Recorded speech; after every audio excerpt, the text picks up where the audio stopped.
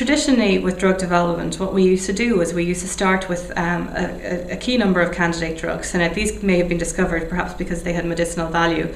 But what we would do is we would start with perhaps 1,000 drugs, and we would screen them through in prostate cancer cell lines. We would look at their ability to inhibit the growth of these cells, and then we may end up with 2 different drugs that could be used in the clinic.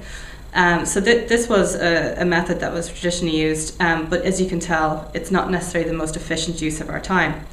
So a new approach that we will take is looking, starting with the patient and trying to understand exactly what is driving their tumour, what is the biology behind it, and therefore if we know that there's a particular protein which is driving a subset of tumours, then what we can do is we can develop drugs towards this target, and that will specifically kill tumours with this that express an awful lot of this protein. So what we're going to do here in Galway is we will be recruiting men to our studies, and we will be collecting samples of their tumours, which we will then profile.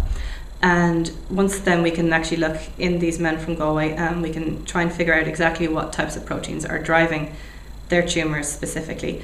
And then we will then, in the lab, we will look at these pathways and hopefully then develop new drugs towards it. And then we can potentially then bring this back into the clinic and hopefully treat men here in Galway.